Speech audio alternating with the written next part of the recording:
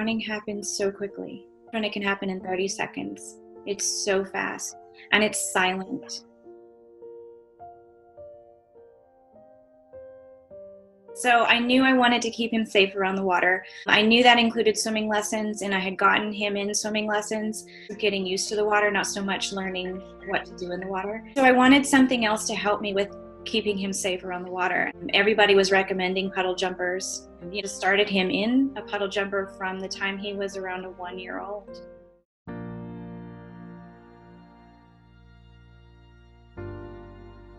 So I took the puddle jumper off of him and put his towel around him, and I sat him right next to me.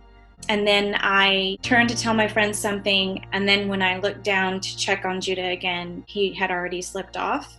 Then I ran around the pool, I was screaming his name. I found him lying face down in the shallow end of the pool right next to the stairs.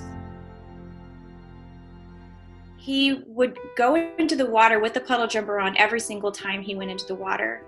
So through the process of always having that on, he never learned what his own body could and couldn't do in the water. And so he assumed that he could swim when he really couldn't. He didn't understand that it was the device that was keeping him up. When we say that false sense of security, they just don't make that connection at that young age. That is the device keeping them up and not themselves. So the puddle jumper does keep the child in a vertical position to where they can keep their head up above water to breathe. The problem with that is that it is also the drowning position. They'll automatically get into that position, and then it'll make the drowning faster and easier.